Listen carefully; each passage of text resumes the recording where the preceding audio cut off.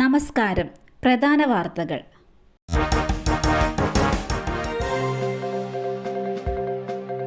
ISROയുടെ LVM 3M-6 വിക്ഷേപിച്ചു.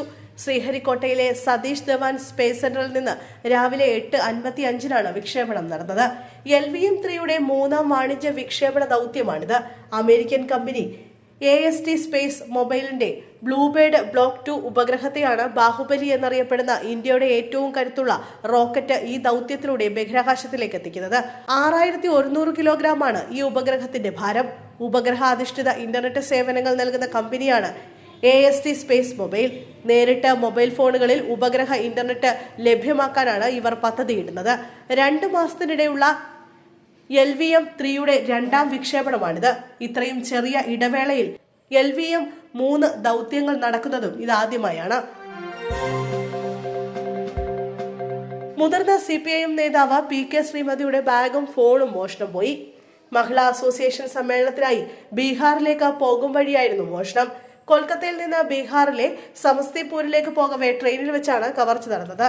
Bag, mobile phone, പണം, identity കാർഡുകൾ ഉൾപ്പെടെ എല്ലാം മോഷണം പോയി. സംഭവത്തിൽ ദൽസിംഗ് സാരായി റെയിൽവേ പോലീസിൽ പരാതി നൽകിയിട്ടുണ്ട്.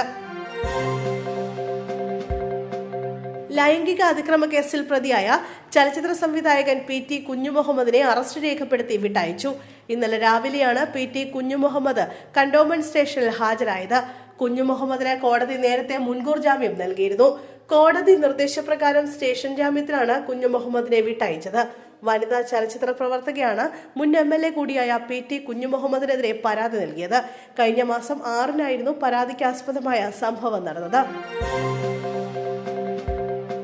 പഞ്ചലോക വിഗ്രഹങ്ങൾ വാങ്ങിയതായി പറയപ്പെടുന്ന പുരാവസ്തു കടത്ത് സംഘത്തിലെ ചെന്നൈ സ്വദേശി D മണിയെ കണ്ടെത്തി SIT. ഇയാളെ SIT ഫോണിൽ ബന്ധപ്പെട്ടു. മൊഴി നൽകാമെന്ന് D മണി സമ്മതിച്ചിട്ടുണ്ട്. ഇത് പ്രകാരം ഇയാളുടെ മൊഴി രേഖപ്പെടുത്താൻ SITയിലെ ഒരു സംഘം ഉദ്യോഗസ്ഥർ ചെന്നൈയിലേക്ക് പുറപ്പെട്ടു.